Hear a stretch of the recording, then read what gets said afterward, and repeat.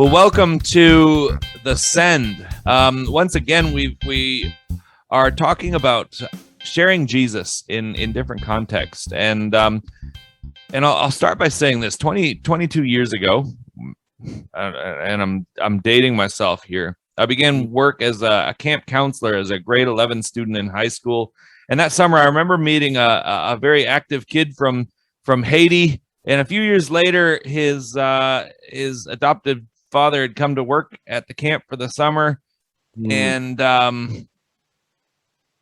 he spent a fair bit of time in the out camps, which was where I was working, and spent several sessions with him. And God has led this young man to some pretty awesome places to do some great things. And here to talk about this is Silentor, the kid I spoke about.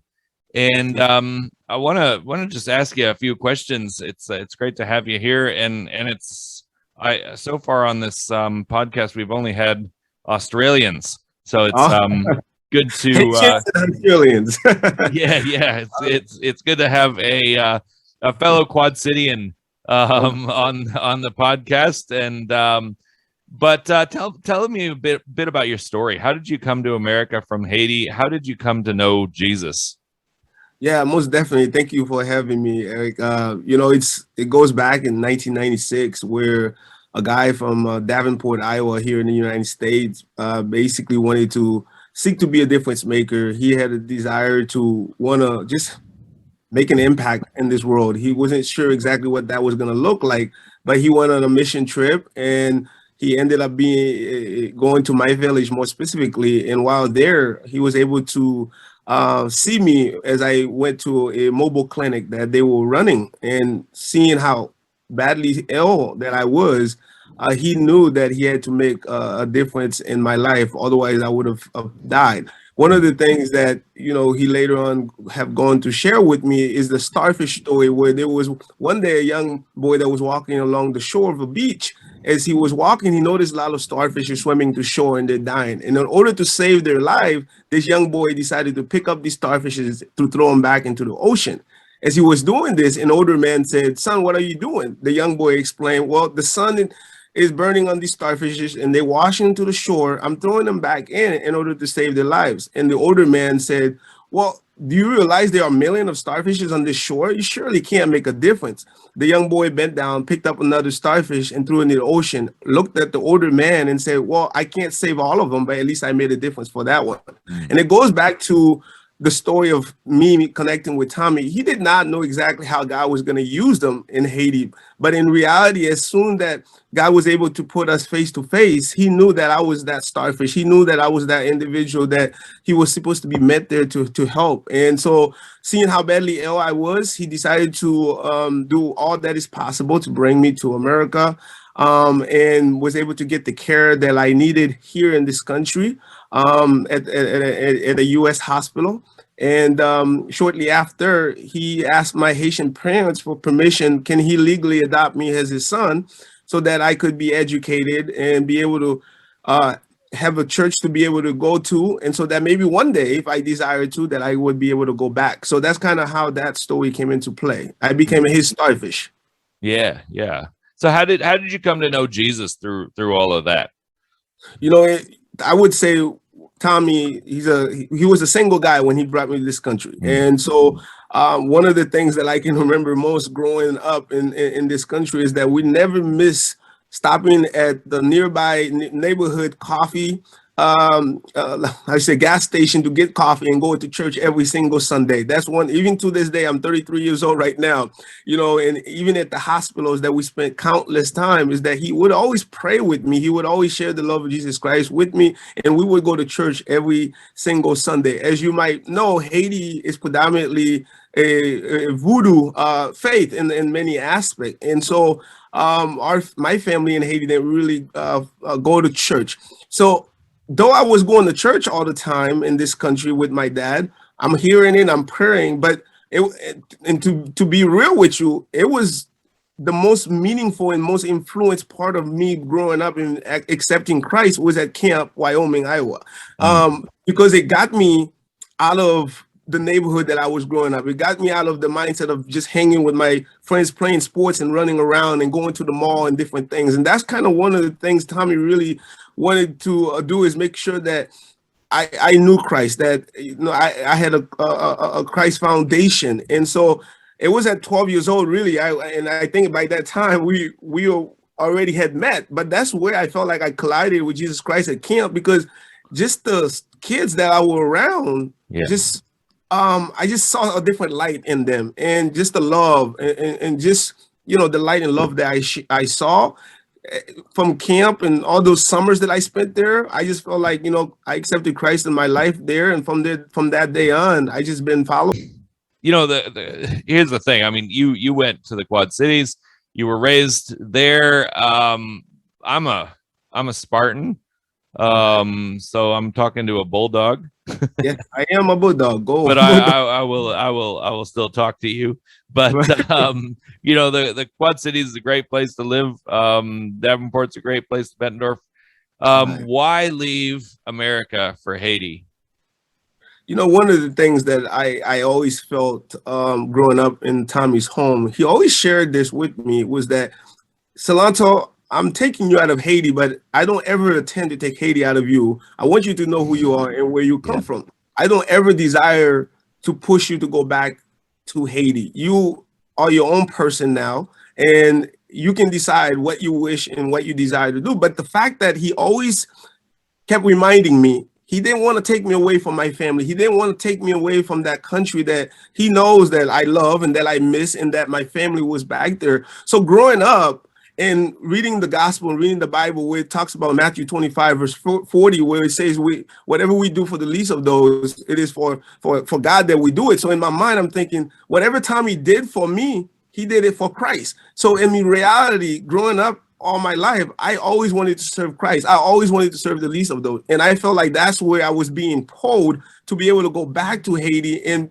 utilize the opportunities and the privileges and the resources that I was able to participate in this country, so that maybe I could implement some of it in Haiti as well, and seeking to be what I would say a difference maker. So that was kind of the whole thing, is that I knew Haiti is where I belong and where I needed to go back to, and that's what God was calling me to, and that's where I feel at home in many aspects. Though I have the American, what you would say, dream of being able to live here and have the comfort, that never really meant more than just being present at that place at that time. But my heart is pulling me in Haiti from the time I was a kid. Yeah. So my next question is, what led you to start Starfish? And I guess you kind of answered that question in that answer as well. But I'll still ask that. What led you to start Starfish? Adding to what I have stated, to be able to see how when I came to this country, I was not able to walk for 6 years of my life. My first experience of getting educated was in 4th grade, and coming out of Iowa State University, where I graduated, and then ending up becoming a teacher.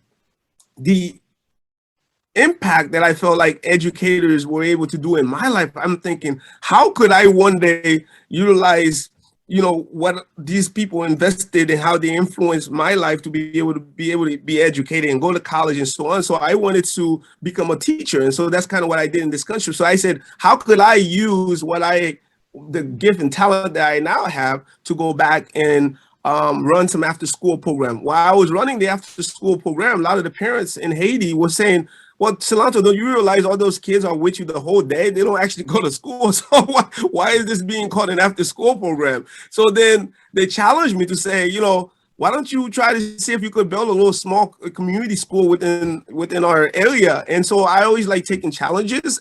And so basically I just came back and connected with friends and people who really knew that I had a heart and desire to go back to Haiti and try to be a difference maker. And so that's more or less how I ended up going back, is because I felt like I was being challenged by the parents to say, hey, how can I educate their kids for the future of Haiti, and providing them a Christian education as well. Yeah.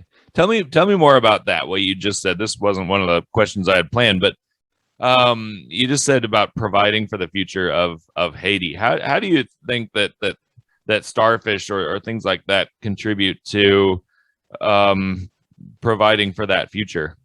Right. I believe starfish is there to show light, and we are there to show hope. And I think the more that we can provide a Christian foundation, a Christian education, I think that will have a greater impact in the future for any leader that might come out of starfish as a whole. They will better know how to minister, how to better lead their own people, their own families, to be able to move Haiti in a way that is more or less bringing more peace in the world, where there's not as much dark as a whole, where there's community, where there's a sense of loving your neighbor more. And so to me, I believe that one of the biggest things that Starfish is doing is trying to make sure that we teach these people how to fish, not only to feed themselves in terms of physical aspect, but feed themselves spiritually as well. So, and I think as a whole, if you are able to allow these people to meet the ends meet in this world, but also to know there's something greater beyond that, I think that they will be able to figure out how to work together as a nation. And then I think that will move Haiti into a positive path. That's interesting that you bring up that aspect, because that's kind of the next question I wanted to ask, because I know that you, from what I've seen, you have a church there as well. Why is it important to have the Bible aspect of that, the spiritual aspect of that? Because I know it's really great to feed people, to provide the medical stuff, to do the school, but why is it important to have the ministry aspect as well? Right. Because I mean, we are only in this world for a short little period of time. And to know that there's something even greater waiting for all of us, if we can seek to find the word of God and accepting Jesus Christ as our Lord and Savior, knowing that he died on the cross for us, and know that whatever circumstances and struggles and things that we might be going through, there's something even way greater where we're going to be at peace. We're going to have all the love and we're going to be in harmony. So to me, yeah, we can teach them how to survive now, but we got to prepare them for that wondrous time when they're going to be able to be next to Jesus Christ. And so by collaborating with a local pastor there that I remember growing up with when I was a kid, who ended up becoming a pastor even when we were little kids. And so then when I went to Haiti, knowing that he has a heart for the Lord out of the village that is deeply rooted into voodoo, and knowing that he was able to come out of it. So to me, I'm like, how can, if I have these kids in my care and educating them, feed them, how can I influence their life in a spiritual way as well, so that they can move and leave the darkness and know how to, how do you say, ask for forgiveness and let's say reduce the sins of this world that we have to experience in many aspects. So having the church there brings people together. It brings a sense of hope and light. It provides that salt and light that the world is in need of within the home of the people, within the home of, within the school, and then within the community as a whole, and for being salt and light in the greater world as well. Yeah. Here in Australia, we don't actually hear a whole lot about Haiti, and I know a lot of folks don't know a lot about the situation in Haiti. And as an American, we hear about it a fair bit, but here we don't hear that much about it. So tell me a bit about being a Christian in Haiti, sharing Jesus in Haiti. What's some of the challenges and what are some of the challenges there? Yeah, you know, one of the things that people often say about Haiti is 100%, it's 80% Catholic, 20% Protestant, but 100% voodoo. So being a Christian in Haiti is because of our hysterical, how do I say this, the place where we came from, and how more or less they say that Haiti's got his freedom. We were the first Black independent country, more or less, in the world, and the first free nation in the Caribbean per se. And one way that I feel like Haiti's struggling within the aspect of the spirituality is that to win the battle that they fought amongst the French, the leader more or less made a deal with the devil per se. And as a result of that, it almost feels like it's so deeply rooted, and that's where it goes back to the idea is that 20% Protestant, 80% Catholic, but 100% Voodoo, is that the people in their struggles and how do you say their traditional ways of families doing things, they always seem to fall back to that way of believing and way of thinking. Yeah. And so I think that has a negative impact in getting them to a place where they feel like they don't need nothing else other than Jesus Christ as a whole. And so being a Christian in Haiti and sharing the gospel, it has to be a constant. If it was passive as most American churches, I don't know how it is in Australia. In Haiti, there's church on Monday, Tuesday, Wednesday, Thursday, Friday. You got to keep those people within the church building so that they can stay focused in the word. Yeah. It almost become their job, because I mean, it shouldn't be that, because most of them don't have a job. So they find their community, they find their joy, they find their entertainment within worshiping God in the church. So I don't know if people in your church would be tired of going to church Monday, Tuesday, Wednesday, Thursday, and Friday, Saturday, and Sunday. But pastors have a lot to work against, a lot of darkness. I mean, there's a lot of darkness in this world, but to think that you might get done finishing the word with these people, but when they go home, they light up a candle and worshiping a false god, that happens quite a bit. Yeah. It's interesting you say that, but I mean, that's the reality in Haiti. But honestly, that's also the reality in much of the rest of the world, that it may not be as obvious, but even in places like Australia and in America, I mean, people can go to church and come home and say they rely on Christ, and then suddenly they're relying on their works when they get home, or they're relying on their finances, they're relying on their so many different things that suddenly we shrug off Jesus, and we're relying on whatever idol might be around us, and but it's more, I mean, that's probably the reputation that Haiti has. It's more obvious when they're lighting a candle, like you say, or practicing voodoo. It's more obvious. But I reckon that's an issue that we face everywhere at the moment. And how does what is? I notice you're cutting out. Am I?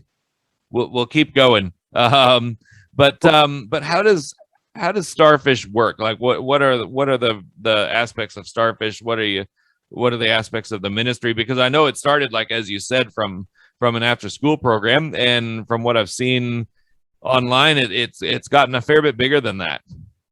Yeah, most definitely. As I mentioned, I went there in 2011, and I was challenged within that same year. By 2012, we were able to open a school in 2012 for 172 kids from kindergarten to third grade. And every year since, we've added one grade. So this year now, we are up to 12th grade. In Haiti, there's 13th grade, but up to the 12th grade, we have 350 students at this point in time.